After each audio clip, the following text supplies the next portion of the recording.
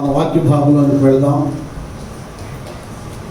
ఈ 15వ కీర్తన చదివించడానికి గల కారణం ఏంటంటే,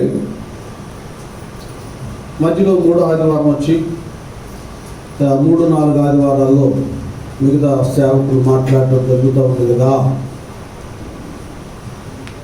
దైవ సన్నిధిని గురించి మనం ఒక్కొక్కటిగా మాట్లాడుకుంటున్నాం. సన్నిధి భక్తులకు అవసరం. నీ సన్నిధిలో సంపూర్ణమైన సంతోషము కలదు. ఇశ్రాయేలు పాపం చేసినప్పుడు నా సన్నిధి మీతో కూడా రాదని యెహోవా దేవుడు అంటే, దైవజనుడైన మోషే, అయ్యా నీ సన్నిధి మాతో కూడా రాని ఎడల మేము ఎలా సాగిపోగలము? మాకు జయం ఎక్కడ కలుగుతుంది? మాకు పోషణ ఎలా కలుగుతుంది? మాకు ఆదరణ మేలు కలగదయ్యా. మాకు నీ సన్నిధి కావాలి. సన్నిధి కొరకు ఆతృత పడ్డాడు. ఆ సన్నిధి విలువేంటో, సన్నిధి భక్తులతో ఉన్నదాన్ని బట్టి ఎంతగా ఆయన వాగ్దాన దేశానికి ప్రజలను ముందుకు కొనసాగించాడో మనకు తెలియబడుతుంది. నేను కానీ మీరు కానీ ఒక పాస్టర్గానే ఏదో ఒక 100 మందిని సమకూర్చుకొని ఉండగానే సరికాదు. ఆ బిడ్డను బలపరచడానికి, ఉజ్జీవింప చేయడానికి ముందు దైవజనుడు దైవ సన్నిధిని వెతకాలి. సన్నిధిలో నిత్యము కనబడాలి. కనబడటమే కాకుండా ఆ సన్నిధిలో జాగ్రత్తగా ఉండాలి. అన్యుల వలె అజాగ్రత్తగా ఎలా పడితే అలా ప్రవర్తిస్తే ఒకటి కాదు, ఇద్దరు కాదు, 100,000 మంది బిడ్డలను సంరక్షించవలసినటువంటి బాధ్యత దైవజనులకు ఉన్నది. కనుక వారి విషయమై ఎవరెవరు ఏ ఇరుకుల్లో, ఇబ్బందుల్లో, అవసరతలో ఉన్నారో, బంధకాల్లో ఉన్నారో వాటన్నిటి నుండి విడిపించబడటానికి ఆ సన్నిధిలో కనపడాలి. మీకు తెలియదు కాదు, దైవజనుడు మోషే 30 రాత్రులు పగళ్ళు, ఒకటిగా 2 పర్యాయాలు దైవ సన్నిధిలో ఉండడానికి గల కారణం ప్రజల క్షేమం. వారికి ధర్మశాస్త్రమును, దైవాజ్ఞలను వారికి బోధించి వారిని అందరినీ కూడా నిత్య జీవానికి వారసులుగా చేయాలి. భూమి మీద ఉన్న సమస్తమైన జనముల కంటే వారు హెచ్చుగా ఉన్నట్లుగా దైవజనుడు ప్రయాసపడాలి. అది ఆయన బాధ్యత. వాళ్ళు కానుక ఇస్తున్నారు, దశంభాగం ఇస్తున్నారు, ఆయన తిని రెస్ట్ తీసుకుందామంటే రేపు ప్రతి సేవకుడు, నేను కానీ మరొకరు కానీ దేవుని దగ్గర లెక్క అప్పగించాలి. మీరు ఇచ్చిన ప్రతి బియ్యపు గింజకు రేపు దేవుని దగ్గర మేము నిలబడాలి. అది జాగ్రత్తగా కాపాడుకోవాలి స్థితిని. దానికి తగినట్లుగా దైవ సన్నిధిలో మేము కనబడి మిమ్మల్ని దైవ రాజ్యం కొరకు సిద్ధపరచాలి. అది సన్నిధిని వెతకాలట. 1, 2 సన్నిధిలో నిత్యము కనబడాలి. 2వదిగా చూసి 3వదిగా దేవుని సన్నిధిలో జాగ్రత్త పడాలని. 4వదిగా దేవుని సన్నిధిలో చెప్పగలరా, చిగురించాలి కదా. అహరోను కర్ర ఏమైంది? చిగురించి తర్వాత పువ్వులు పూసి బాదము కాయలు కాసి అలాగే ఫలభరితంగా ఉండాలి. దేవుని యొక్క సన్నిధానంలో వస్తున్నామంటే వచ్చాము, వెళ్తున్నామంటే వెళ్ళామన్నట్లు కాకుండా ఏదో ఒకటి కనబడాలి. అయితే మనకు ఉన్నతమైనటువంటి విషయం ఏమిటంటే, దేవుని సన్నిధానంలో దేవుడు పిలిచాడు. ఒకప్పుడు లోకంలో పాపంలో ఉన్నాం. తన వాక్యం ద్వారా కదా చీకటిలో ఉన్నటువంటి మనలను ఆశ్చర్యకరమైన వెలుగులోనికి నడిపించాడు. తన సొత్తుగా, తన జనముగా, పరిశుద్ధులుగా, యాజకులుగా దేవుడు మనల్ని తీర్చాడు. దానికి తగినట్లుగా ఏ సన్నిధానములో మనం దీవించబడి, రక్షించబడి వర్ధిల్లుతున్నామో ఆ సన్నిధిలో మన పరిస్థితి ఏంటంటే, ఆ సన్నిధిలో నుంచి మనము త్రోసివేయబడకుండా మన స్థితిగతులను చెప్పాలి, మీరు జాగ్రత్తగా కాపాడుకోవాలి. అదేంటండి, దేవుడు కూడా త్రోసేస్తాడా? త్రోసివేయబడతామంటే అది మనలోనే ఉంది. యెషయా గ్రంథం 59 అన్నట్లుగా ఏమంటాడు? 59వ అధ్యాయంలో చెప్పగట్టి చదవాలి. రక్షించ నేరకున్నట్లు యెహోవా హస్తము కూర్చకాలి, విననేరకున్నట్లు ఆయన చెవులు మందము కాలేదు. మీ దోషములు మీకును మీ దేవునికి. అది మన దోషాలే మనలను దేవుని సన్నిధి నుండి వేరు చేస్తే, మన పాప, మన అవిధేయత, మన గర్వం, అహంకారం ఏమండి దైవ సన్నిధి నుంచి మనలను దూరం చేస్తుంది. పేతురు అదే అంటాడు కదా, దేవుడు అంటే అహంకారులను ఎదిరించి, స్పష్టంగా ఉంది, అహంకారులను ఎదిరించి దీనులకు తన కృపను దయచేస్తాడు. దైవ సన్నిధిలో ఉండేవారు ఈ చక్కగా దైవ సేవకురాలు కీర్తన 15 చదివినట్లుగా ఇది కావాలి వారికి. ఏంటది? దైవ సన్నిధిలో త్రోసివేయబడకుండా ఉండాలంటే యథార్థమైన ప్రవర్తన కలిగి నీతిని అనుసరించుచు హృదయపూర్వకముగా నిజము పలుకోవాడే. సన్నిధిలో నుండి మనం త్రోసివేయబడకుండా జాగ్రత్తగా ఉండాలంటే యథార్థమైన ప్రవర్తన ప్రతి సేవకునికి, విశ్వాసికి కావాలి. ఏం పలకాలంట?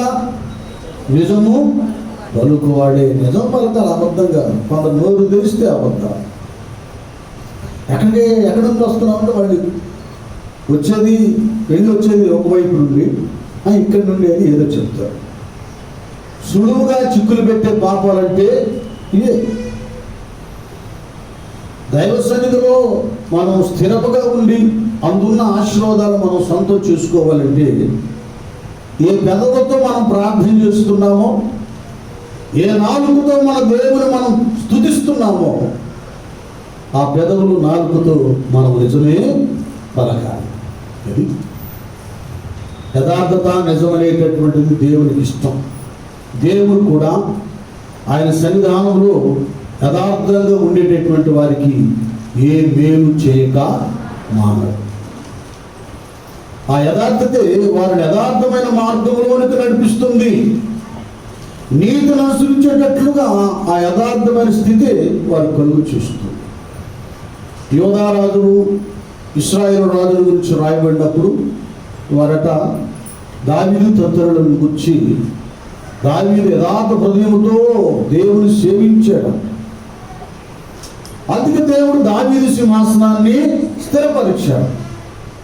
దావీదుకు శాశ్వతమైనటువంటి కృపను చూపాడు. కాబట్టి దైవ సన్నిధానంలో జీవించే మనకు యథార్థత అవసరం. ఏమండి? అలాగే ఏం చేయాలి? నిజమే పలకాలి. నీ యథార్థమైన ప్రవర్తన కలిగి నీతిని అనుసరించుచు హృదయపూర్వకముగా నిజము హృదయపూర్వకంగా మనం నీతిని, ఆ నిజమును పలకాలి. ఇది కావాలి. ఈ స్థితిని, అనుభూతిని మనం కలిగి ఉన్నప్పుడు అటు యథార్థవంతులను, నీతిమంతులను, నిజం పలికే వారిని దేవుడు దూరం చేసుకోండి. వీళ్ళు నాకు కావాలి, వీళ్ళు అవసరం. ఇంకంటాడండి, హృదయపూర్వక నిజం పలుకువాడే అటువాడు నాలుకతో కొండెములాడడు, తన చెలికానికి కీడు.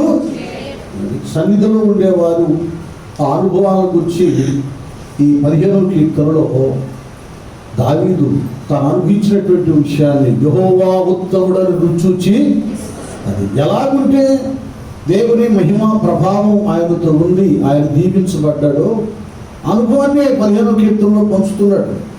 ఎవరు పడతారు, నేను సన్నిధిలో ఉన్నా, నేను ప్రార్థనకు వెళ్తున్నాను, నేను ప్రార్థన చేస్తున్నాను, నేను ఆయన కుమారుడుగా ఉన్నాను, కుమార్తెగా ఉన్నానని మనం అనుకుంటే రాదు. ఆయన సన్నిధిలో ఉన్నటువంటి విలువను మనం ఆస్వాదించడానికి ఈ అనుభవాలు కావాలి. యథార్థ ప్రవర్తన, నీతిని అనుసరించాలి, హృదయపూర్వకంగా నిజాన్నే. అతివాడు నాలుగుతే ఏం చేయడు? అది అక్కడ మాటలు ఇక్కడ మాటలు అక్కడ చెప్పడు. రెండవది, తన స్నేహితుడికి కీడు చేయడు. చాలా ఉన్నాయి. దైవ సన్నిధిలో జీవించడం అంటే ఏదో కొన్ని ఇతర సంబంధమైనవి వాళ్ళన్నీ చేయొచ్చు. వాళ్ళు డ్రింక్ చేయొచ్చు, స్మోక్ చేయొచ్చు, లంచాలు తీసుకోవచ్చు, ఏమైనా చేసుకోవచ్చు.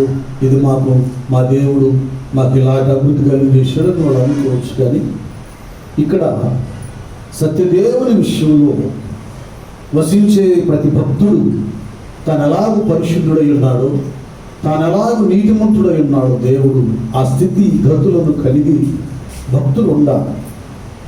అప్పుడు ఆ లింక్ ఊడిపోదు, ఆ బంధం సంబంధం అలాగానే కలిసి ఉంటుంది. మీరు చూడండి, అబ్రహాముతో కానీ తత్తర భక్తులందరితో కానీ దేవుడు ఒడంబడిక చేసుకున్నాడు, నిబంధన కలిగి ఉన్నారు. ఆ నిబంధనకు వారు కట్టుబడి ఉన్నారు కనుకనే దేవుడితో చేసుకుని నిబంధన ప్రకారం వారు ప్రవర్తించారు కనుకనే దేవుడు అన్ని విధాలుగా వాళ్ళని దీవించారు. అబ్రహాము కానీ, ఇస్సాకు, యాకోబులను కానీ, దావీదును కానీ వీళ్ళందరినీ ఏంటంటే దేవుడు ఏం చెప్తున్నాడో ఆ రీతిగా వాళ్ళు బ్రతికున్నారు కనుకనే అన్ని విధాలుగా వర్ధిల్లారు. ఇక్కడ ఎంత బాగున్నట్టు పొరుగు వారి మీద నింద మోపడు, అతని దృష్టికి నీచుడు. అదే నీచమైన పనులు చేసుకున్న వాళ్ళతో స్నేహం చేయడు, దుష్టుడికి దూరంగా ఉంటాడు. అందుకే మొదటి కీర్తన రాశాడుగా, దుష్టుల ఆలోచన చొప్పున పాపుల మార్గమున అభాసులు. అది కనుక స్థితిని జాగ్రత్తగా కాపాడుకుంటాడు పరిశుద్ధతను. ఎందుకంటే నేను దేవుని సన్నిధిలో కనబడవలసిన వాడని, దేవుని సన్నిధిలో మోకరించి ఆయన వైపు చూడవలసినటువంటి వ్యక్తులు. లోపాలు, మలినం, అపవిత్రమైన స్థితి నాలో ఉంటే దేవుడు నాతో మాట్లాడు, దేవుడు తన దర్శనం ఇవ్వడు, నన్ను దీవించడు, నా సమస్యకు పరిష్కారాన్ని కలుగు చేయడు అనేటటువంటిది ప్రతి భక్తుల్లో ఉండాలి. మీకు తెలియదు కాదు, యెషయా గ్రంథం 6వ అధ్యాయంలో రాజైన ఉజ్జియా చనిపోయిన తర్వాత యెషయాకి ఏం కలిగింది? దైవ దర్శనం కలిగింది. ఉజ్జియా ఉన్నంత వరకు ఆ దేశాన్ని, యూదా దేశాన్ని పాలన చేస్తున్న రాజైన ఉజ్జియా ఉన్నంత వరకు తల్లి గర్భంలోనే రూపివ్వబడక మునిపే ఒక ప్రవక్తగా దేవుడు యెషయా గారిని ఎన్నిక చేసుకున్నాడు. ఏమండి, ఒక ప్రవక్త పుట్టాడు. పుట్టినా కూడా ఆ ప్రవక్త ద్వారా ఆ పరిపూర్ణమైన ప్రవచనాలు లేవు, దైవ ప్రత్యక్షత లేవు, దేవుని విధానాలు లేవు, అన్నీ చిన్నాభిన్నం అయిపోయింది. కారణం ఏంటంటే దైవ నియమము, దైవ కట్టడ, దైవ ఆజ్ఞ వీటికి లోపడకుండా విచ్చలవిడిగా నేను రాజునయ్యానని అహంకారంతో, గర్వముతో, అతిశయముతో ఇది ఉజ్జియా యాజకులు చేసేటటువంటి పని కూడా తాను చేయటానికి కూరుకున్నటువంటి వాడు. ఆయన సంగతి మీ అందరికీ తెలిసిందే. ధూపార్పణ చేత పుట్టుకొని ఆయన అర్పణ చేయటానికి, ధూపం వేయటానికి వెళ్తున్నాడు. యాజకులది నీ పని కాదు రాజా, అది నువ్వు చేయరాదన్నా కూడా గర్వంతో వెళ్ళి దేవుడు మొత్తినప్పుడు అతను మొసట కుష్టి వచ్చేసి, అలాంటి కుష్ఠరోగి దేశాన్ని పాలన చేస్తున్నాడు. ఏం పాలనది? రోగిష్టి పాలన. ఏం జరిగింది? ఒక ఉన్నతమైనటువంటి ప్రవక్తకి ఒక ప్రత్యక్షత, దర్శనం లేకుండా పోయింది. అలాగే మన విశ్వాసులమే, భక్తులమే, సేవకులమే కానీ కొన్ని సమయంలో కొన్ని రకాలైన ఆత్మ సంబంధమైన రోగాలు మనల్ని ఆవరిస్తాయి. అహంకారం, ఆ గర్వం, ఆ విధేయత మన అంతరంగంలో చోటు చేసుకుని అది ఉన్నంత వరకు దేవుని దర్శనం మనకు కలగదు, దైవ స్వరం వినబడతాం. కారణం ఈ అహంకారం, అతిశయం, అవిధేయత మనకి దేవునికి అడ్డుగా ఉంటాయి. ఎప్పుడైతే దేశాన్ని పాలన చేసి ఉజ్జియా చనిపోయాడో, ఎప్పుడైతే మనము దేవునిలో ఉండకుండా ఆ లోపంతో, ఆ బలహీనతతో మనలను పాపం చే ప్రతివాడు పాపానికి మనల్ని ఏలుతూ ఉంటుంది ఒక బలహీనత, అది మనలను ఆవరించి ఉన్నంత వరకు దైవ దర్శనము, దైవ ప్రత్యక్షత మనకు కలుగదు. దేవుని స్వరం వినడం. యెషయా జీవితంలో కూడా పాలన చేసే రాజు రోగిష్ఠుడు, కుష్ఠు వ్యాధి కలిగిన వాడు, అహంకారం. అతడు చనిపోయిన తర్వాత యెషయాకి ఏం కలిగింది? దైవ దర్శనం కలిగింది. కలిగిన తర్వాత అవన్నీ ఆ ప్రత్యక్షతను చూచాడు, సమస్యలు పడిపోయాడు. అమ్మో, నాకు భయంకరుడు, నేను జీవాధిపతిని నేను చూశానని పడిపోయాడు. నేను అపవిత్రమైన పెదవులు గలవాడను, అపవిత్రమైన పెదవులు గల ప్రజల మధ్యలో నివసించువాడను. నేను నశించితిని, రాజును సైన్యములకు అధిపతి యెహోవాను నేను కన్నులారా. ఇంకెందుకంటే దేవుణ్ణి ఏ నరుడు చూడలేడు, చూసినాడు బ్రతక. ఇక అది అనుకున్నాడు, ఇంకేముంది అయిపోయింది అన్నమాట, చచ్చిపోయాడు. ఆ దర్శనం అనుకుంటున్నాడు దేవుడు నన్ను శిక్షించడానికి వచ్చాడు, నన్ను హతమార్చడానికి వచ్చాడు అనుకుంటున్నాడు. ఎందుకంటే ఆయన చెప్తున్నాడు కదా, నేను అపవిత్రమైన పెదవులు గలవాడును. అంత మాత్రమే కాకుండా అపవిత్రమైన పెదవులు గల అదే జనుల మధ్యలో నివసించువాడను. చూశాడు, తాను ఏ అవిధేయతలో ఉన్నాడో తెలుసుకోగలిగాడు. ఇంకేం నేను చనిపోయాను అనుకున్నాడు అవిధేయుడు.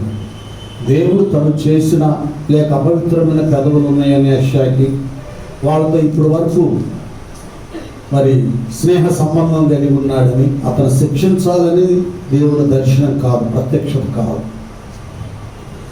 దేవుని ప్రత్యక్షత ఏమిటంటే తాను ప్రవక్తగా ఎన్నిక చేసుకున్నాడు. ప్రవక్త ఎలాగో ప్రవచించాలో, దర్శనాలు చెప్పాలో, దేశాన్ని బాగు చేయాలో, దేశానికి హెచ్చరించాలో, దిద్దుబాటును పరిశుద్ధతను కలుగు చేయాలో ఆ సాధనంగా వాడుకుంటానికి, అతని యొక్క అపవిత్రమైన పెదవులను పవిత్రంగా చేయడానికి, అతనితో ఉన్న అపవిత్రమైన పెదవుల గల ప్రజలను కూడా సరి చేయటానికి తన ద్వారా దేవుడు దర్శనం ఇచ్చాడు. గట్టిగా చెప్పకూడదా? ఒక పర్యాయం మనము నేనేదో చేశాను, నా బ్రతుకు ఇలా అయిపోయింది, ఇంకేముంది అనేటటువంటి రీతిగా దిగజారిపోతుంటా. దేవుడు వాక్యం ద్వారా మాట్లాడుతున్నా, కళ ద్వారా ఆయన మాట్లాడుతున్నా, దర్శనం ప్రవచనం ద్వారా అనేక సంగతులు తెలియచేస్తున్నా. మనం బలహీనులుగానే ఇంకా మనం బలహీనతలో ఉన్నాం అనుకుని అట్లాగే మనం దిగజారిపోతుంటాం. దేవుడు తాను రక్షించుకున్న తర్వాత ఎవరిని కూడా వ్యర్థులుగా చేయడు. 3 సార్లు అబద్ధం ఆడి యేసు అంటే నాకెవరో తెలియదని అప్పుడు 3.5 సంవత్సరాల శిష్యుడిగా ఉంది పేతురు. అబద్ధం ఆడినా కూడా మరలా అతని యొక్క పశ్చాత్తాపాన్ని వచ్చి ప్రభువారు పునరుద్ధానుడైన తర్వాత పేతురు మిగతా శిష్యులతో మాట్లాడి వారి స్థితిగతులను ఉన్నతంగా మలిచాడు. వారు దేవుని ఆత్మను పొందుకొని ప్రపంచంలో నలుమూలల సువార్తను ప్రకటన చేశారు, అద్భుత ఆశ్చర్య కార్యాలు చేశారు. దేవుడు ఎప్పుడు మనల్ని విడబడి ఎన్నడు ఎడబాయడు. మనమే యోనాలాగా పారిపోతుంటాం కదా, మనమే సౌలులాగా ఏదో బలహీనంగా ఉంచాం, రకరకాలుగా ఉంచాం. కానీ కృపగల దేవుడు తన ప్రేమ వాత్సల్యత మన మీద చూపిస్తూనే ఉంటాడు. ఆయన ఎప్పుడు మనల్ని త్రోసివేయడు. మన అవిధేయతే, మన అహంకారమే, మన లోపమే, మన దోషమే దేవుని సన్నిధిలో నుండి మనం త్రోసివేయబడినట్లుగా చేస్తాడు. ఇక్కడ అనుకున్నాడు యెషయా, ఇంకేముంది, నా బ్రతుకు అయిపోయింది. కనుక మనలో ఎవరు కూడా ఇంకేముంది అనుకోకూడదు. ఉంది, ఇది అంతము కాదు, ఆరంభం. నా చదువు ఎలా మాట్లాడుతున్నాడు దేవుడు. అప్పుడు ఆ శరాపులో ఒకడు తాను బలిపీఠం మీద నుండి కారుతో తీసిన నిప్పును చేత పట్టుకొని నా యొద్దకు ఎదురు వచ్చి నా నోటిని దాన్ని తగిలించి, ఇది నీ పెదవులకు తగిలిన కనుక నీ పాపములకు. అదే చూసారా, ఇప్పుడు చెప్పలు కొడదాం అందరం గట్టిగా. ఇక్కడ ఏమి ఆయన అయ్యో ఏమంటలేదు, ఇంకేమో నేను అనుకున్నాడు, ఇంక నేను చనిపోయాను, ఇంక చస్తాను, ఇంక బ్రతికేవాడు కాదనుకుంటే దేవుని దూత ఆ బలిపేట నుంచి కారుతో ఏం తీసుకొచ్చాడమ్మా, నిప్పును తీసుకొచ్చి ఆయన పెదవులకి తగిలించాడు. ఆయన సన్నిధి బలిపించాడు. ఎందుకు ప్రార్థనలు, ఎందుకు ఆరాధన, ఎందుకు ఉపవాస ప్రార్థన అంటే ఆ సమయాల్లో దేవుడు తన సన్నిధి బలిపీఠం నుండి వాక్యం ద్వారా మాట్లాడతాడు మనల్ని పవిత్రపరచడానికి. ఎవరైనా ప్రవక్తలు ప్రవక్తల నుంచి నిన్న ఆత్మకూడికలో కొందరు ప్రవక్తల ద్వారా దేవుడు మాట్లాడారు. సేవకులతో మాట్లాడతాడు, విశ్వాసులతో మాట్లాడతాడు, అందరితో ఆయన మాట్లాడి సరిచేస్తాడు. మాట్లాడి క్షీణింపు చేయడానికి కాదు, మాట్లాడి బలహీనపరిచి నిన్ను నా సన్నిధిలో పనికిరావు పో అని త్రోసివేయటానికి కాదు. ఆయన నిత్యం కూడా తన దయా కనికర హస్తాలు చాపి మనలను పిలుస్తూనే ఉన్నాడు.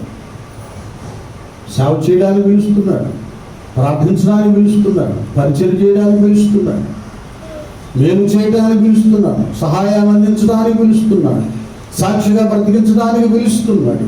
మనకు మనమే యెషయాలాగా కొన్ని మన అవిధేయతలు, అహంకారం, కొన్ని ఇక నేనేం పనికి వస్తానండి మన బలహీనత, మనం క్షీణింపు చేసుకుంటాం, తగ్గించుకుంటూ వేరు, దిగజారిపోవడం లేదు. ఇక దేనికి పనికిరాలేని దూరస్థం అయిపోతున్నాం. దేవుడు స్పష్టంగా మాట్లాడతాడు ఇంకంతే ఎక్కువ. అందుకే మనం ఎందుకు ఆత్మకూడిక ఉపవాస ప్రార్థనలు ఈ ఆరాధనలు అంటే మనము సన్నిధి బలిపీఠం నుంచి దేవుడు తన ఆత్మ ద్వారా ఆత్మ అగ్నిని మన పెదవులకు, హృదయానికి, నేత్రాలకు తాకింపు చేసి మన స్థితిగతులను ఆత్మీయతలో స్థిరపరచడానికి గతే. ఎందుకు మందిరాలు, ఎందుకు సహవాసం, ఎందుకు జనులు, ఎందుకు నాయకుడు అంటే మనం ఆయన సన్నిధానంలో త్రోసివేయబడకుండా నాటబడి ఆకు వాడక తన కాలమందు ఫలించే మనం చేసేదంతా సఫలమవటానికి ఆయన సన్నిధికి రావు. అది గమనించాలి. దేవుని వాక్యం వేరు, విధానం వేరు, మన పద్ధతులు, ఆలోచనలు వేరుగా ఉంటే దేవునికి విరోధంగా ఉన్న ఏ ఆయుధము వర్ధలదు. ఆయనకు వేరుగా ఉండి మనం ఏమీ చేయలేము. ఒక నియమం ఉంది, దైవ నియమం. ఆ నియమంలో బ్రతికేవాడే సన్నిధిలో నాటబడతాడు. లేకపోతే తన చేతులారా తానే 3 రాళ్ళు ఏం చేస్తుందో తన ఇంటిని ఏం చేస్తుంది, పెరిగి తీసుకుంటాడు. జ్ఞానవంతురాలు ఖర్చును, సన్నిధిని చిన్నాభిన్నం చేసుకుంటాడు. కొందరు విశ్వాసం అంట ఎలాగవుతుందంట, ఓడ బద్దలైనట్లు కొందరు విశ్వాస విధానం బద్దలైపోతుంది. మీకు తెలియదు కాదు, ఓడలో ఎన్నెన్ని విలువైన వస్తువులు ఉంటాయి, వెలగలవి ఉంటాయి, ఖరీదైనవి ఉంటాయి, చాలా ఉంటాయి కదా. ఓడ బద్దలైనప్పుడు అవన్నీ సముద్రంలో కలిసిపోతాయి. ఎంత నష్టం అది. అలాగే మనం దేవుని సన్నిధిలో ఉన్నప్పుడు మన విశ్వాసం భద్రంగా ఉంటుంది. విశ్వాసం బద్దలైందా, అప్పటి వరకు నువ్వు చేసిన అద్భుతాలు, ఆశ్చర్య కార్యాలు, సందేశాలు, పాటలు అన్నీ కూడా మధ్యమాన్ని అయిపోతాయి, లోక సముద్రంలో కలిసిపోతాయి. దేవుడు ఉచితంగా తన సన్నిధి ఇచ్చాడు, దాన్ని కాపాడుకోవలసిన బాధ్యత మనందరి మీద ఉంది. అందులో నుంచి త్రోసివేయబడుకోవాలి. ఒక పర్యాయం చెప్పానుగా, యెషయాలాగా ఇంకేముంది, నేను అయిపోయాను, దేనికి పనికిరాని చచ్చాను అనుకుంటాను. దేవుడు దూత ద్వారా బలపరుస్తున్నాడు. ఎదుగు బలిపీఠం తెచ్చిన ఆ అగ్ని దానిని ఆ కారుతో తన పెదవుల్ని తాకింది. ఏమైనా ఇప్పుడు ఆయన చదువునా, ఇది నీ పెదవులకు తగిలిన కనుక నీ పాపములకు, అదే పాపానికి ఏమైందంట, ప్రాయశ్చిత్తమాయను, నీ దోషము తొలగిపోయెను అన్నను. స్తోత్రం, హల్లెలూయా. పాపానికి ఏమైంది, ప్రాయశ్చిత్తమైనది. తన దైవ సన్నిధిలో మనం ఉన్నప్పుడు, సరైన రీతిలో ఉన్నప్పుడు ప్రతి అవిధేయత, ప్రతి లోపం, ప్రతి దోషం దేవుని యొక్క ఆ సన్నిధి ముఖకాంతిలో మన రహస్య పాపాలు కనబడతాయి. ఏడుస్తాం, కన్నీరు విడుస్తాం, పశ్చాత్తాపంలో ఉంటాం కదా. శంకర వలె విరిగి నలిగిన మనసు గలి గుండెను రొమ్ము కొట్టుకుంటాం. ఆయన సన్నిధిలో స్థిరపరచబడతాం. దేవుడు మాట్లాడతాడు. ఇదేమి లేకుండా ఫార్మాలిటీగా ఆచారం ప్రకారం పొద్దున్న లేచాను 6ంటిగా సోదరం కావాలి, బయటకు వెళ్తున్నానయ్యా, రాకపోకలు తోడుగా ఉండేది, ఏదో ఒక బాడీ గార్డ్ లాగా, లేకపోతే ఏదో ఒక సంరక్షకులాగా ఈ లోకంలో బ్రతకటానికి, వాటి కొరకు మాత్రమే కాదు, దేవుడితో కూడా కలిసి ఆయన సన్నిధిలో త్రోసివేయబడకుండా స్థిరంగా ఉన్నట్లుగా మనం ప్రభు పాదాల దగ్గర ప్రయాసపడాలి. ఒక చిన్న తప్పు చేశాడు, పాపం వల్ల దేవుడు నన్ను విడిచిపెట్టి వెళ్ళిపోతాడు, దేవుడు తన సన్నిధిలో నుంచి నన్ను త్రోసి వేస్తాడని భయం వచ్చేసి ఏమంటాడు, మన 51 నువ్వు అలా నుంచి మరి అలాగే మిగతా వాళ్ళు 51:11 దావీదు అన్న మాట చూడండి ఎలాగుంది. నీ సన్నిధిలో నుండి అది చూసారా, నీ సన్నిధిలో నుండి నన్ను ఇప్పుడు ఎవరు తోసివేయాల్సిన అవసరం లేదు కదా, వాళ్ళే వెళ్ళిపోతున్నారు. దేవుడు తోసివేయాల్సిన అవసరం ఏమి లేదు. వాక్యపు కొలతలో ఆ స్కేల్ దగ్గర మనం ఉంచి మన భక్తి జీవితం కరెక్ట్గా ఉంటుంది. వాక్యాన్ని పక్కన తెచ్చి నేను చాలా గొప్పవాళ్ళం, నేను పెద్దోడిని, లేకపోతే నాకు మంచి వరం ఉన్నటువంటి వ్యక్తిని, నేను అది చేస్తాను ఇది చేస్తాను, నాకు నేనే బహు ప్రసన్నం చేస్తాను అనుకుంటే ఈ స్కేల్కు దూరంగా ఉండి అనుకుంటే వంకరను బాగుంది. ఈ లెక్క, ఈ కొలత, ఈ వంకరటికి మా సొంత ఆలోచన, ఇది మనల్ని ఏ విధంగా శాంతి సమాధానాలతో నిలబెట్టం. బతుకంత టెన్షనే కానీ వ్యక్తిగతంగా మనకు మనం పనికిరాం, ఇతరులకు కూడా ఉపయోగకరంగా ఉండవు. భక్తి ప్రతి జీవితం దేవుని సన్నిధిలో నిలకడగా ఉండాలంటే దావీదును చూసి నేర్చుకోవాలి. తాను చేసినటువంటి అవిధేయత జ్ఞాపకం వచ్చేసింది. దేవుడు నీ పాపాన్ని బట్టి త్రోసేస్తాడేమో ఆయన సన్నిధిలో నుంచి. ఇదివరకైనా కొద్ది గొర్రెలు కాచుకున్నాం, గొర్రెలు కాదు కదా పందులు కూడా దొరకాయి కదా, నా బ్రతుకు భ్రష్టం అయిపోద్దని భయపడ్డాడు, వణికాడు. ఆయన సన్నిధిలో జీవిస్తున్న ప్రతి వ్యక్తి భయభక్తులు కలిగి ఉండాలి, శ్రద్ధాభక్తులు కలిగి ఉండాలి. ప్రవర్తన విధానంలో ఏమైనా తేడా కలిగి దేవునికి దూరం అయిపోతాడేమో అని భయం కావాలి మనకంతే. ఈ మందిని కాబట్టి ఇంకో మంది, ఈయన కాబట్టి ఇంకొక ఆయన, నాకు తెలియదేంటి, నాకు రాదేంటి, నేను చేయలేనేంటి అనుకుంటే ఒకడు నడుచు మార్గము సరైనదిగా కనబడవచ్చు కానీ తొదగది ఇలా ఉంటే చాలా విషయాలు. దావీదు మళ్ళీ తాను ఆ అవిధేయత పని చేసిన నిలబడటానికి కారణం ఏంటంటే తన కన్నీరు, పశ్చాత్తాపం.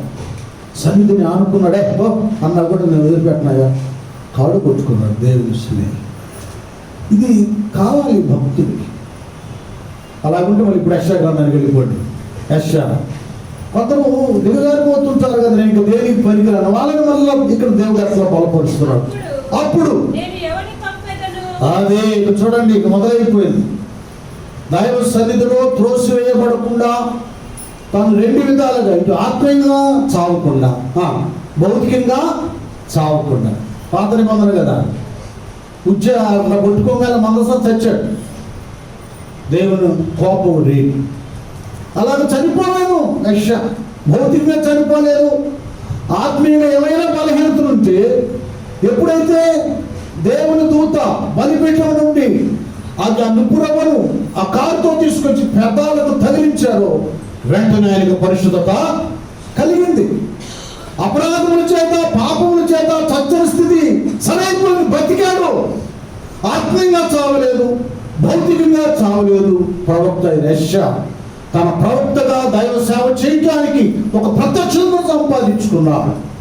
సేవకత్వంలో మనందరం కూడా 2 రకాలుగా, శారీరకంగా బలహీనము కాకుండా, ఆత్మీయంగా చావకుండా దైవ ప్రత్యక్షతను పొందుకొని దేవుని చేతిలో యెషయా ప్రవక్త వలె బలమైన సాధనముగా వాడబడాలి. గట్టిగా చెప్పకూడదా? రాజు సైన్యమందు చేరను, ఆ రాజు దివ్య సేవ చేయను, రాజు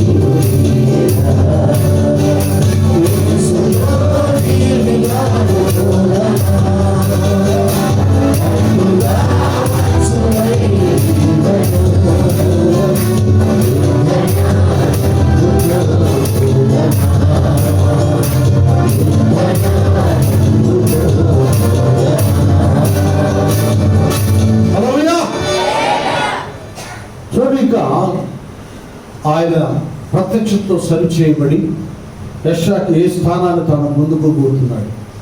ఏమంటున్నాడు ఇక్కడ? ఎవని పంపెదను నా నిమిత్తము ఎవడు పోవునని. అది ఏ ప్రవక్త ఇంకేమో నేను చచ్చాను అనుకున్నాడు ఏ యెషయా. ఆ యెషయాకి దేవుని చిత్తం ఏమిటో, దేవుని ప్రణాళిక ఏమిటో, దేవుని ఇష్టం ఏమిటో, దేవుని ఆశ ఏమిటో కదా, ఆయన ఆతృత ఏమిటో, ఆయన లక్ష్యం ఏమిటో ఇక్కడ ఈయనకి వినబడేది. నానా మీరు అందరూ అర్థం చేసుకోవాలి నాతో సహా. ఎప్పుడైతే విరిగి నలిగిన మనస్సు మనలో ఉంటుందో దైవ చిత్తం ఏమిటో మనకు తెలియకూడదు.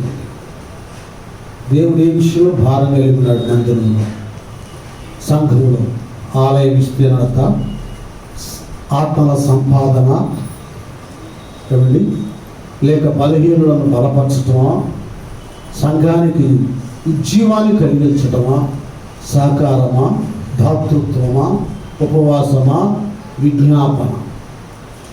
నేను ఆత్మ కూడికలో 3 దినాలు ప్రతిష్ఠించుకొని ప్రార్థన చేయమని దేవుడు మాట్లాడాడు. వ్యర్థం కాల సన్నిధులు కనిపెట్టుకుని ఉన్నప్పుడు. కాబట్టి సరైన రీతిగా ఆయన సన్నిధిలో ఉన్నప్పుడు దేవుడు హృదయాంతరంగంలో ఉన్న భారం బాధ్యతను ఆయన బయలుపరుస్తారు. నాదేముందలే అయితే వెళ్దాం, లేకపోతే ఉంటే వందాం, పోతే బాగుందాం, శనివారం బాగుపడుతుంది, ఆదివారం ఎప్పుడూ వెళ్దాం. శ్రద్ధాభక్తి అనేది అవసరం దైవ సన్నిధికి. ఇలాంటి అలక్ష్యం నిర్లక్ష్యం మనలో చూసుకున్నంత వరకు దేవుని ప్రత్యక్షత మనకు కలుగుతుంది. కలిగినా కూడా మనకు వినబడదు కదా. ఆత్మ సంఘములతో చెప్పు మాట అది.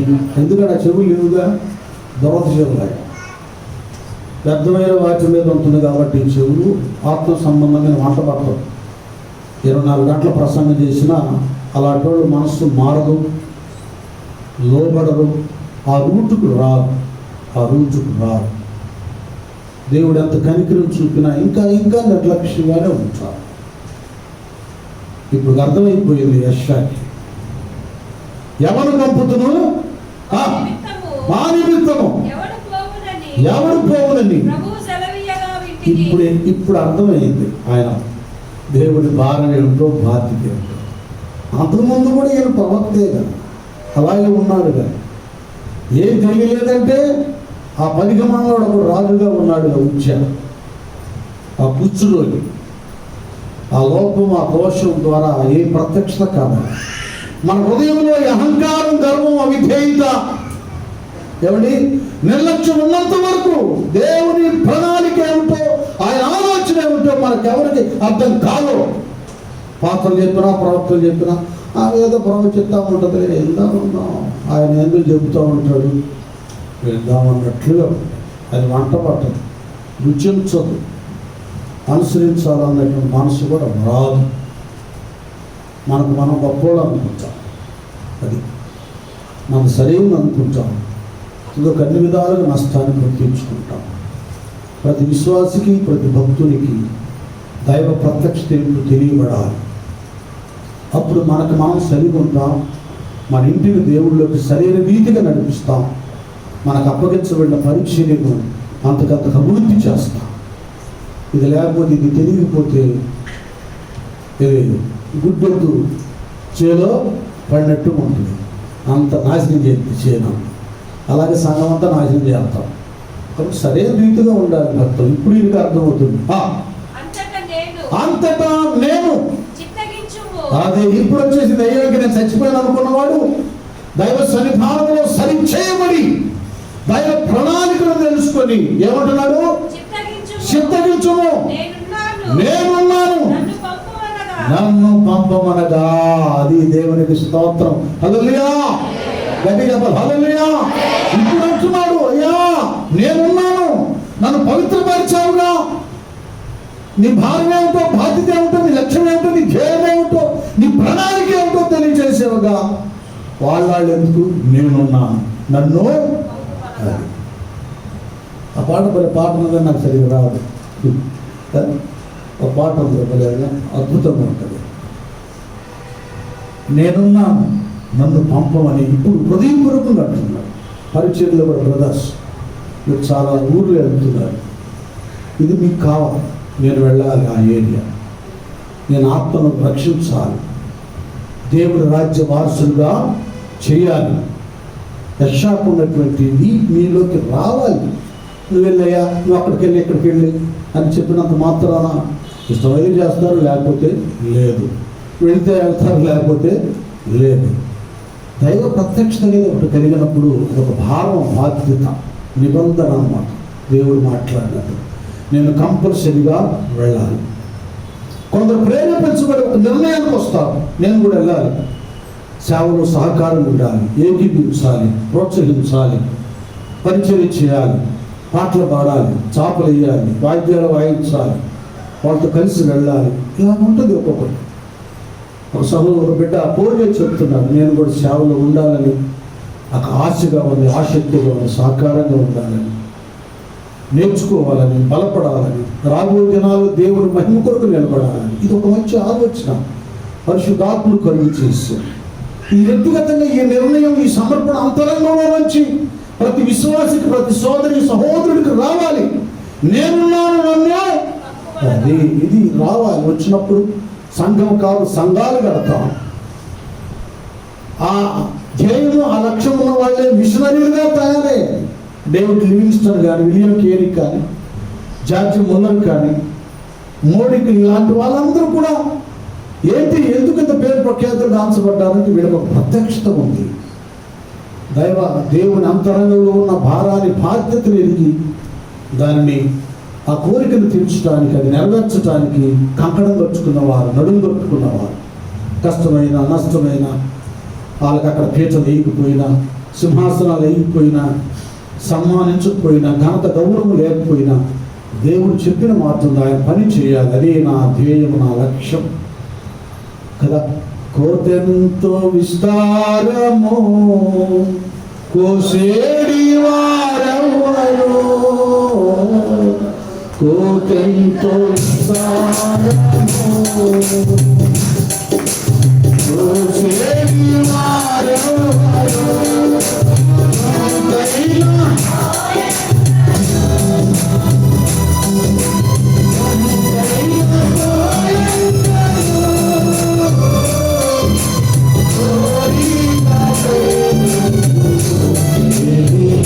సాక్షి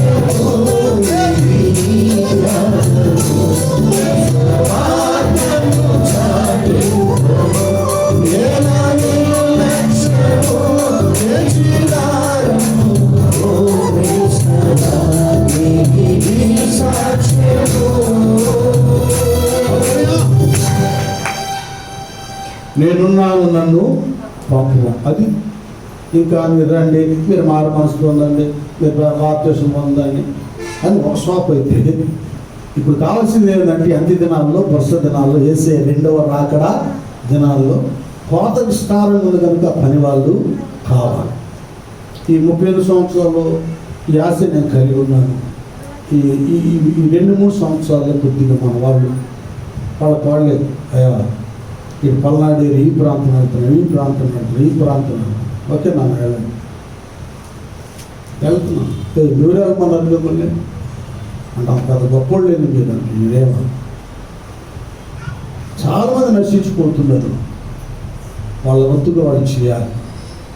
మనం అందించే ప్రోత్సాహం సహకారం అందించాలి. నేను ఏది కావాలా, ఇది కావాలా, ఇది చేయాలి, నా వంతుగా నేను చేస్తాను. మీకోసం మేమందరం ప్రార్థన చేస్తాం. ఇప్పుడు 63 సంవత్సరాలు కన్నీ నేను చేయాలంటే ఆడితే అర్థం చెప్పండి. కొంచెం నిలబడితే నీరసం వచ్చేస్తాను. ఏం చేస్తాను నేను? వాళ్ళ వదలాలి, యూత్కి వదలాలి. ఎవరి కాలం ముందు నా కాలిపోయినకి ఎంతో వాళ్ళు పూర్ణాత్మతో, పూర్ణ బలముతో, శక్తితో చేస్తారు. ఏం బలం ఉందో మా దగ్గర? శారీరకంగా ఏదో ఆత్మతో నింపబడ్డప్పుడు మాట్లాడతాం, కానీ అది గట్టిగా లేకపోతే తుమ్మటం దగ్గటం లేదు. మొత్తం దేవదాసాయి గారు కూడా ఆస్మ అంటారు. ఆయన నిలబడ్డ 1-2 గంటలు అది తీసి అక్కడ పెడతాడంట. ఇప్పుడు దాకా దగ్గులు తుమ్ములు లేకుండా బాగానే చేస్తాం. మాయ కూడా అంతే, నిలబడంతసేపు చక్కగా దేవుడు ఆత్మతో మాట్లాడిస్తున్నాడు. ఇంక అంతేగాని పెద్ద ఆరోగ్యం, ఇక్కడ శక్తులు, బలాలు ఏమి లేవు. కేవలం ఆయన పాత్రగా, సాధనంగా. చిన్నప్పటి నుంచి ఆయన పాదాల దగ్గర పడ్డాను కదా. నేను 10th క్లాసు 9th 10th అప్పటి నుంచి ఆయన పాదాల దగ్గర పడ్డాను. అంతా నేను చిన్నప్పటి నుంచి ఇక్కడే పడ్డాడు. మంచో చెడో నన్ను కనిపెట్టుకొని ఉన్నాడని ఇదిగో ఈ వయసులో కూడా బాలుడు నడవలసిన త్రావన వానికి ఏమైంటాడు వల్ల అంటే కింద ఏముంటుంది? కింద వృద్ధుడు లేక ముసలోడైనా కూడా అక్కడి నుంచి తొలగి పోడు. కాబట్టి మీ పిల్లలు కూడా సండే క్లాస్ పంపించండి. అనుభూతి చెప్తున్నాను. ఒక చిన్న మాట అన్నమాట. కొన్ని అనుభవాలు చెప్పాలిగా. పూర్తిగా మా నాన్న విగ్రహారాధన.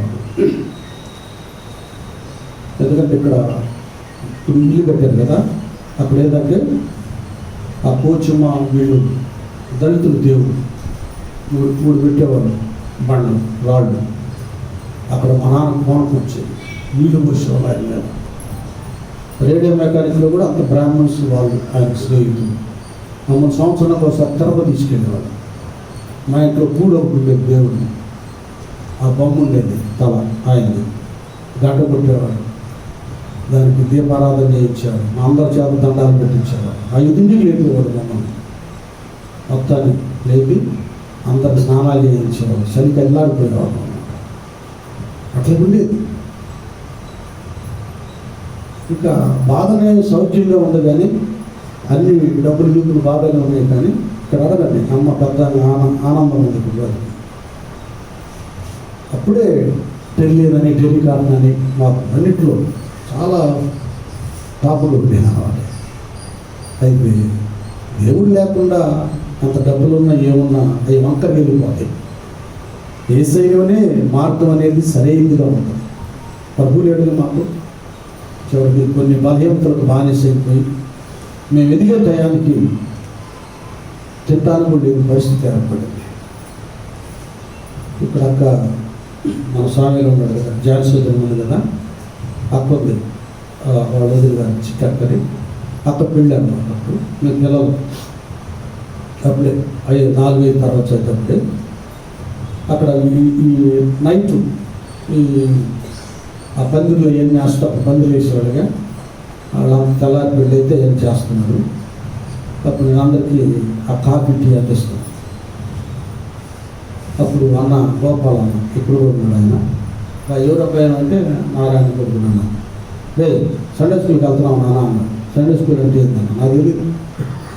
సండే స్కూల్కి వెళ్తున్నా ఏంటంటే ఇదరా నా బండి రొట్టెలు బండిలో సండే స్కూల్ జరిగింది ఆదివారం 10 గంటలకి వేసి ఏం మాటలు చెప్తాను. కొన్ని చెప్పాలిగా వాస్తవాలు. గోపాలన్న ముందు అసలు యేసు అంటే ఏంటి అనేటటువంటి మొదట తెలియజేసింది ఎవరంటే ఆయన. వెళ్ళిన తర్వాత అప్పుడే ఆ టీచర్ గారు సౌలు పౌలుగా మారే దాని గురించి చెప్తుంది. ఇట్లా ఉన్నాడు భయంకరంగా, దేవుడు సౌలా నుంచి ఇలా మారిపోయి మంచి భక్తుడయ్యాడు. ముందు ఆయన వేసి అక్కడ వేయబడిందండి ఆ వ్యక్తం. ఆ తర్వాత చిన్నగా కొంతకాలానికి మేము 9th 10th చదువుతున్నప్పుడు దానికి ముందే మునుపల్లి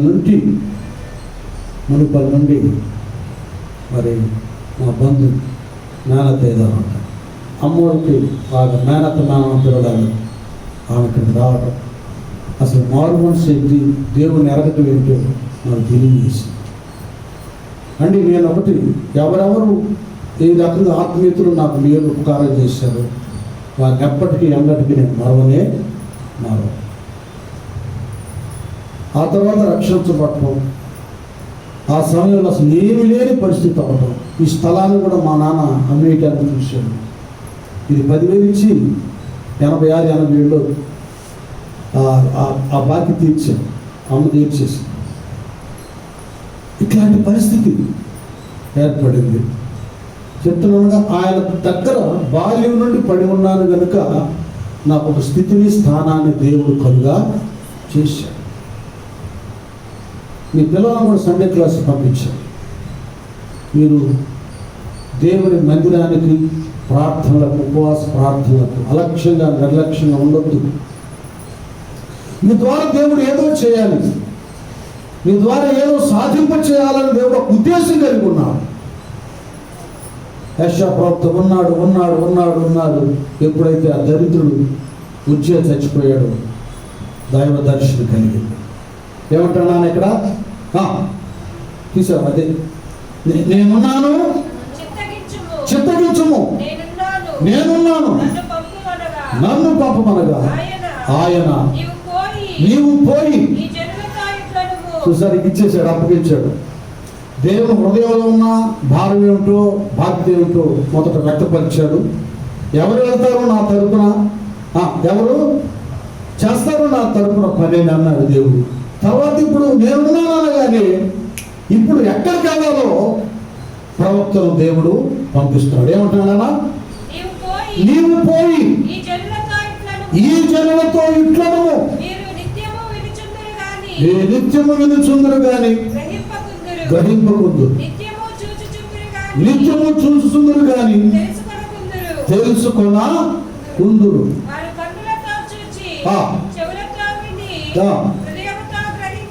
హృదయముతో గ్రహించి మనసు మార్చుకొని ఈ జనుల హృదయము వారి చెవులు చూడండి. ఇక్కడ వాళ్ళకి వెళ్ళి సువార్తను ప్రకటించమన్నాడు మన భాషలో. వీళ్ళ పరిస్థితి ఇప్పుడు ఇలా ఉంది, తింటున్నారు, త్రాగుతున్నారు, సౌఖ్యంగా ఉంచున్నారు, ఆధ్యాత్మిక పరంగా పురుగు పట్టిన స్థితిలో వారు ఉన్నారు. వాళ్ళకి వెళ్ళి నా సువార్తను ప్రకటన చేయ. ఇక మీకు యెషయా ప్రవక్త గురించి తెలియదు కాదు, ఇక మొదలైపోయింది. ఆయన యేసే జననాన్ని గురించి ప్రవచించాడు కదా, మరణాన్ని గురించి ప్రవచించాడు, పునరుత్థానాన్ని గురించి ప్రవచించాడు.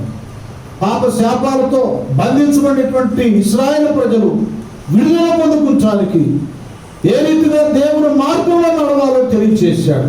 యెషయా గ్రంథం 55వ అధ్యాయం 3వ వచనంలో ఇక్కడ సువార్త ఇలా వినిపింపచేశాడు. చెవియొక్కి దేవుడు, చూడండి, దేవుడు ప్రవక్త ద్వారా ప్రవక్తలో నుండి మాట్లాడుతున్నాడు. చెవియొక్కి నా యొద్దకి రండి, మీరు వినిన ఎడల. అదే చూసారా, రండి. ఆయనలో నుండి దేవుడు మాట్లాడుతున్నాడు ప్రవక్తలు. చెవియొక్కి నా యొద్దకు రండి, మీరు వింటే మీరు బ్రతుకుతారు. నేను మీతో ఇప్పుడు వంకర టెంకరగా పోతున్నారు, నేను మీతో నిత్య నిబంధన చేసేదను. దావీదులకు చూపిన శాశ్వత కృపను. అది అందరం చప్పట్లు కొడతాం దేవునికి స్తోత్రం. ఇలాగ వెళ్ళిపోయి దేవుని యొక్క సువార్తను ప్రకటించి అనేకులను ఆయన రాజ్య వారసులుగా చేశారు. క్రొత్త నిబంధన సంఘమైన మన విషయం కూడా బలపరచడానికి అనేక సంగతులు ప్రవక్త ద్వారా దేవుడు మాట్లాడాడు. యెషయా ప్రవక్త ద్వారా మనలో చాలా మంది ఒక యెషయా లాగా, ఒక ఇర్మియా లాగా, ఒక ఏలియా లాగా, ఒక ఎలీషా లాగా ఉండాలని కోరుకుంటున్నాం. ఆ స్థితి నాకు కూడా చేయాలని ఆశపడుతున్నాం. కారణం వారు దేవుని సన్నిధిలో నుంచి త్రోసివేయబడక సరి చేయబడి ఉన్నతమైన దేవుని సాధనముగా వాడబడ్డారు నానా. కనుక దేవుని సన్నిధిలో నుంచి మనము త్రోసివేయబడకూడదు. ఒక వ్యక్తిని గురించి తెలుసు, ఒకసారి జ్ఞాపకం చేసి నేను ప్రార్థన చేస్తాను.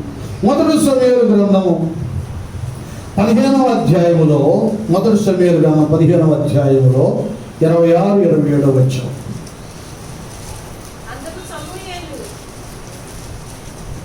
అందుకు సమూయేలు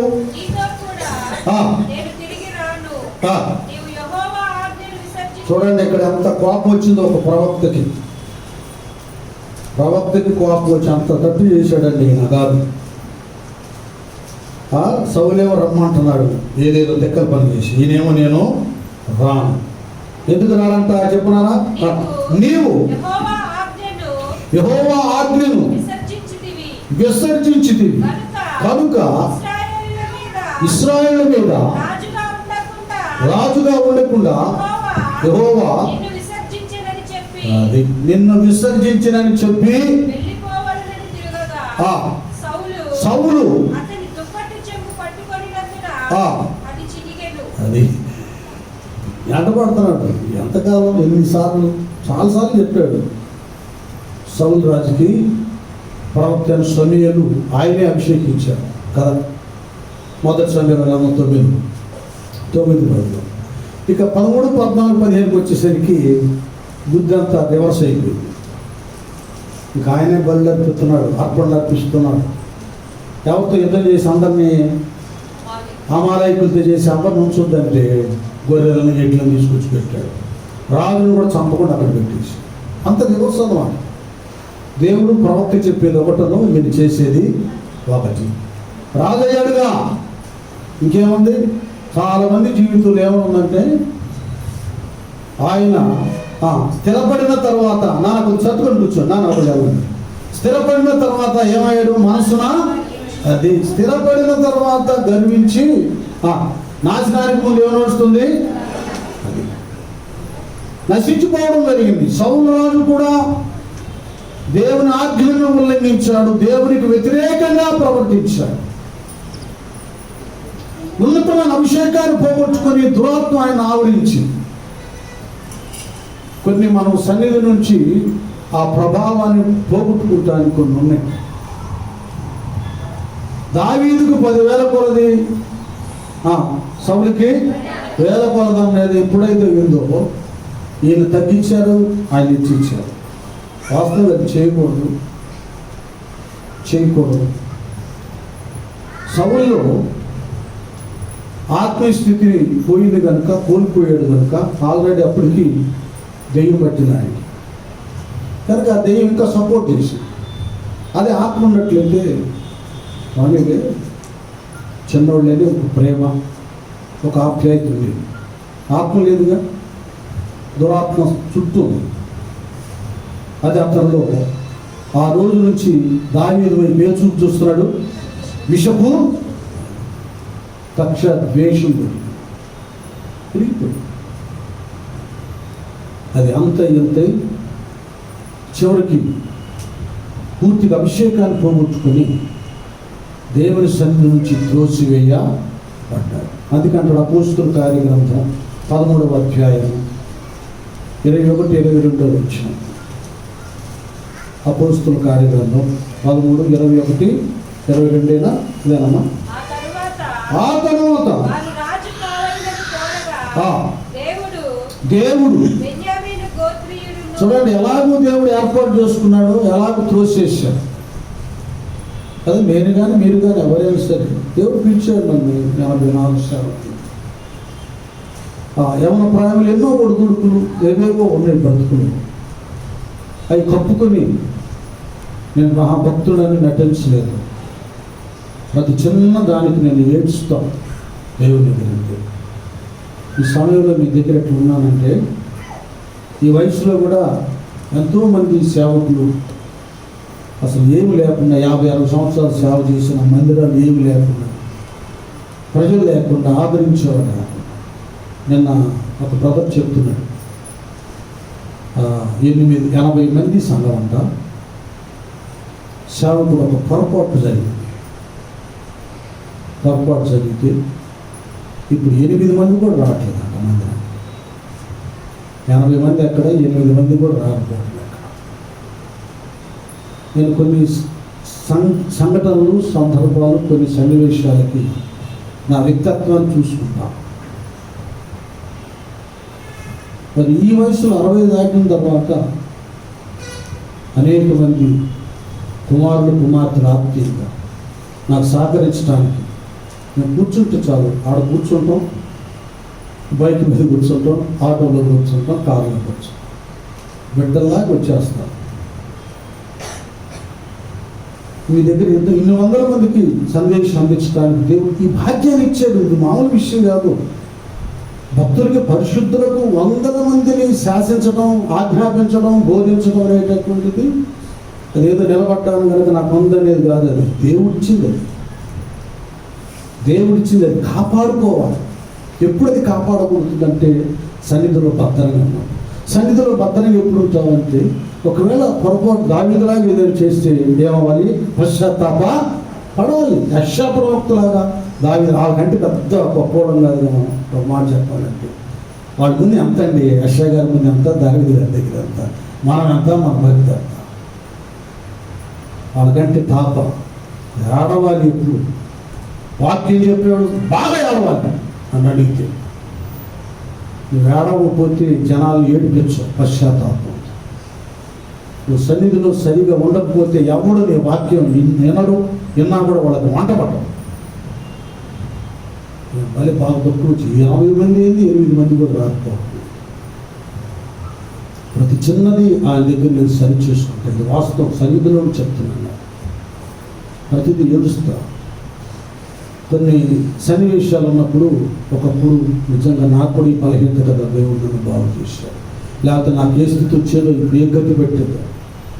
ఇలాగ మనం ప్రతి చిన్నది కూడా దేవుడి దగ్గర సరి చేసుకుంటేనే మనం ఈ లోకాన్ని విడిచిపెట్టేంతవరకు, తుది శ్వాస విడిచేంతవరకు దేవుని సేవకులుగా నిలబడతాం. ఆయన భక్తులుగా, భక్తురాలుగా ఉంటాం. మనలో గర్వము, అహంకారం, అవిధేయత, డాంబికము, వేషధారణ, ఏమండి, ఇలాంటి ప్రేమ లేని స్థితి మనం ఆవరించినంత వరకు ఏమాత్రం చిన్న సాధనంగా కూడా, ఒక స్పూనుగా కూడా మనం ఉపయోగపడదు. దేవుడికి రాజుగా చేశాడు సౌలుని. గాడిదలు ఎత్తుకుంటూ వెళ్ళేవాడు రాజు అయిపోయాడు. స్థితి కాపాడుకోవద్దు. అటు ప్రవక్తను, దైవజనుని లెక్క చేయట్లేదు, దేవుణ్ణి లెక్క చేయట్లేదు, యాజకులను చంపించాడు, చాలా దుర్మార్గంగా ప్రవర్తించాడు. ఇప్పుడు చదువునా అదే అపోస్తల కార్యమేనా?